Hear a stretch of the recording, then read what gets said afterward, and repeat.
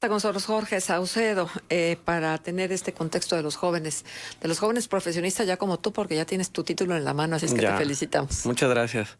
Buenos días, licenciado. Buenos días, Marcela, y un saludo al auditorio que nos escucha esta mañana. Hoy quiero hablar con ustedes un tema que ha tomado relevancia en las redes sociales a raíz de un triunfo, y es el triunfo de Pedro Carrizales, mejor conocido como el Mijis, quien ganó una diputación por el Distrito 7 en San Luis Potosí en el Congreso local. Y pues hay que hablar del clasismo, hay que hablar de la discriminación que se vive en nuestro país, que es algo real, pero ¿qué es el clasismo? Y es la discriminación de las personas por su condición socioeconómica, ya que según el CONAPRED, el 64.6% de las personas en nuestro país se describen de piel morena, y al mismo tiempo la mitad de los mexicanos considera que a las personas se les insulta en la calle por su color de piel. Los medios de comunicación mexicanos han formado parte de esta cultura clasista que se vive en México, a través de las novelas, de las series, de los anuncios. Y pues los chavos de BuzzFeed México hicieron una publicación, una investigación a finales del año pasado, en la cual exponían lo poco que se sienten representados los ciudadanos de a pie, como yo, como muchos otros que nos están escuchando, esos morenitos en nuestros medios de comunicación. Ellos comparaban 5 portadas de las revistas más importantes que son leídas en nuestro país, y da la casualidad que ninguno refleja pues la realidad del México, ¿no? De este 64.6%. Del estereotipo. Exactamente. Físico. Y a esto, no sé si ustedes recordarán un estudio que presentó el INEGI en el año pasado, en el 2017, a mediados del año, donde queríamos comernos a Julio Santaellana porque hizo un tuit sobre los colores de piel y cómo estos tenían una inclinación hacia los grados de estudios y hacia las posiciones de trabajo. La realidad es que nos lo queríamos comer, pero no nos dimos cuenta que esto estaba basado en una... Se llama en español, porque en inglés es PERLA, es el proyecto sobre etnicidad y razas en América Latina, que clasifica la piel en 11 tonalidades. Y el propósito de esto es que el entrevistado por la persona del INEGI, con una tablita de 11 tonalidades, diga esa persona en qué color se identifica su color de piel. Y ya con esto empiezan a hacer toda una investigación respecto a la parte socioeconómica, educativa y social de esa persona. Entonces, no es nada más porque sí, o sea, no es nada más porque al INEGI se le ocurrió catalogar por colores de piel, sino es un estudio que tiene una base, y que eso buscaba. Y creo que eso es lo más importante, que nos duele, y que si duele, pues ayuda a contribuir a que se busquen soluciones a un problema que muchos argumentan, y sobre todo que muchos argumentan porque las redes sociales en este momento se han llenado de memes sobre prietos en aprietos, que pensamos que es una forma divertida de burlarnos del día a día del ciudadano de a pie en México, pero la realidad es que estamos siendo clasistas, estamos discriminando, estamos catalogando. Y fíjense, yo ahorita estoy trabajando en lo que es la obra, y justo ayer pasó algo muy, muy, muy gracioso. Gracioso, pero que demuestra esto que estamos hablando.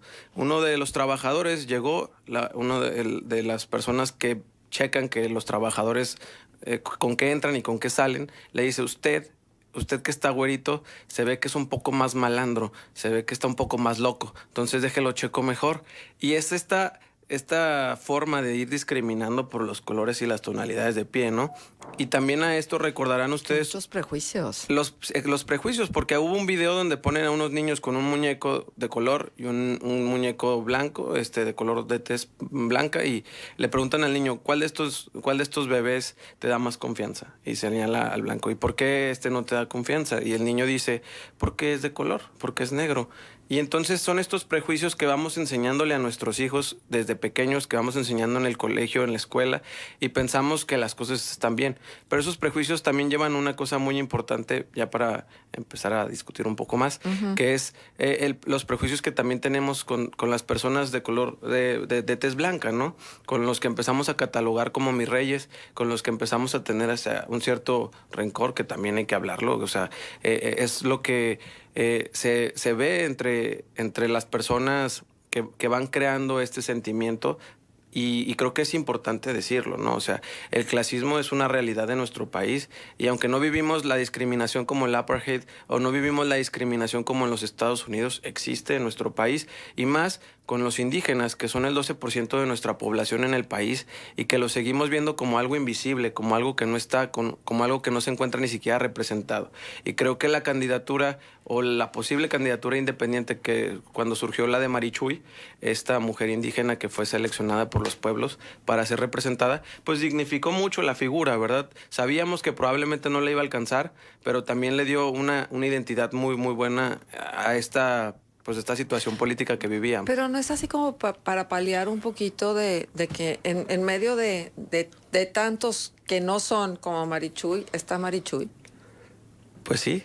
O sea, como para ser políticamente correctos y sentirnos que realmente con una candidatura así somos incluyentes. Pues yo creo que eso es lo que hacía diferente la candidatura de Marichuy, ¿no? Porque creo que si esto hubiera sido a raíz de un partido político, quien fuera quien hubiera propuesto a una persona de alguna etnia de nuestro país, hubiera sido esta respuesta. Pero la candidatura de Marichuy es eso. A mí me tocó estar el año pasado cuando Marichuy fue seleccionada por parte del Consejo Indígena, y esa forma de representación de cómo las comunidades indígenas se organizaron y decidieron que una persona de ellas iba a lanzar esta candidatura y que los iba a representar no solo a las comunidades del sur, sino en general a todas las comunidades de México, porque hay que recordar que este Consejo Indígena representa a todas, pues fue algo significativo para mí y que también creo que le da mucha dignidad, porque a veces pensamos que las comunidades indígenas son solo eso, los que vemos en los cruceros e ignoramos, subimos el vidrio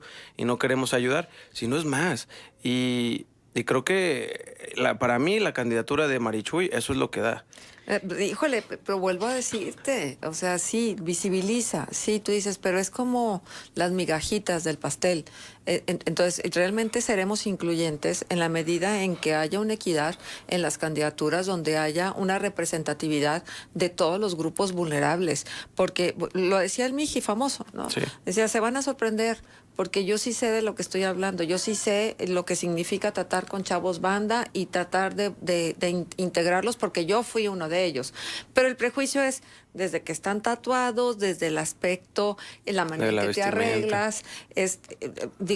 Tenemos demasiado estereotipos. No, y que el Mijis hasta, o sea, creo que es de los que están ocupando un cargo para tomar protesta en los próximos meses, pues él ya tiene un plan de trabajo, un plan de acción que quiere implementar en su distrito, porque como tú bien lo dices, o sea, él vivió de cerca lo que es ser un chico banda y que sigue estando ahí con esos jóvenes, que no quiere que pasen por lo mismo, que no tengan esa vida para entender lo que es valioso, ¿no?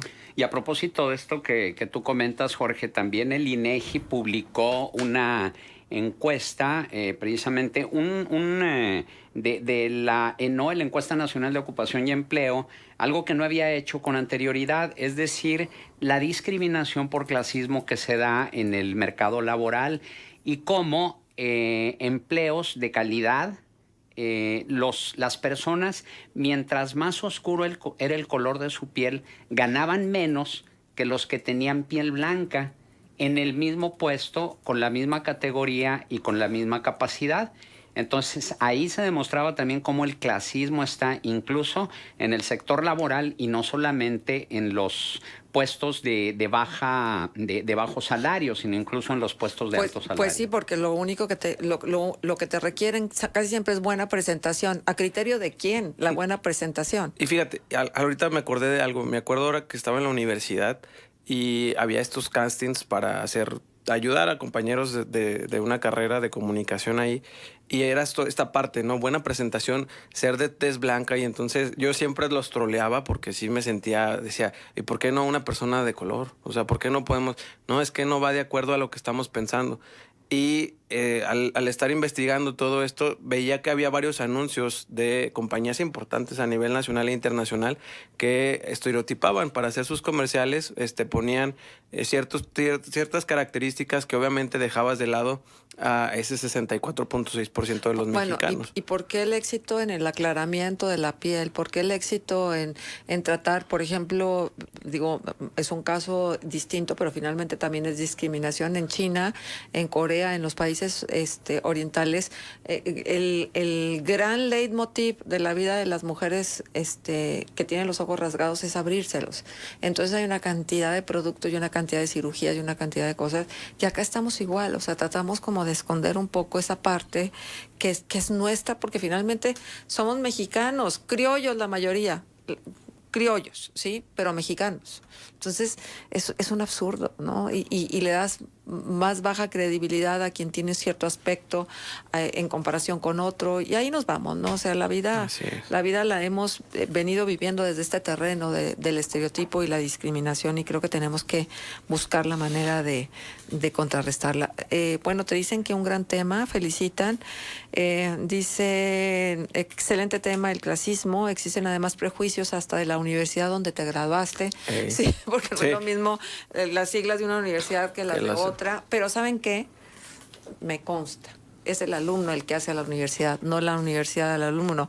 Porque a los gates los uniforman de color negro, ahí empiezan a establecer criterios que luego se traslapan. Felicito al joven que hable del clasismo. Bueno, sí, con mucho gusto vamos a hacer esa investigación que nos piden que hagamos a propósito del despido de una persona. Gran tema. Si yo quiero a cierto tipo de gente para mi empresa, ¿por qué me critican? Es mi empresa.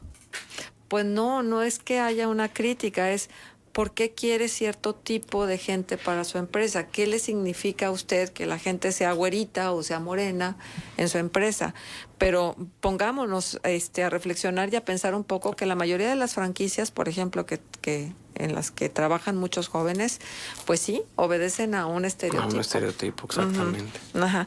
No, dice, mestizo, no somos criollos. Bueno, acuérdense que durante la época española hablábamos de criollos, de la dominación española hablábamos de criollos. Había una clase de que estaba así tipificada. Bueno, sí. Es que en el sentido estricto de la palabra, criollo era el hijo de españoles, de dos españoles nacido en México. Bueno, ¿sí? sí. Nosotros estamos más identificados con los mestizos que con los criollos. Tienes razón, toda la razón, y bueno, gracias por la aclaración. Jorge, muchas gracias. Pues, ¿quieres agregar algo? Sí, nada más por esta persona que comenta de la empresa, yo creo que es correcto, cada uno puede decidir en su empresa a qué persona contrata siempre y cuando se guíe por lo que vaya a dar a su empresa, pero no puedes hacer un prejuicio en un anuncio de periódico, en un anuncio de Facebook, etcétera, porque en realidad desde ahí está empezando la discriminación, y es una discriminación que incluso la Carta de Derechos Humanos y los organismos de derechos humanos han dejado muy en claro que eso no se puede hacer, porque estás vulnerando los derechos humanos de cualquier otra persona. Tendremos que dedicarle es un tema tal que da vez mucho. a una mesa de análisis a este tema del clasismo y el racismo en nuestro país. Pero muchas gracias. Gracias, Jorge Saucedo.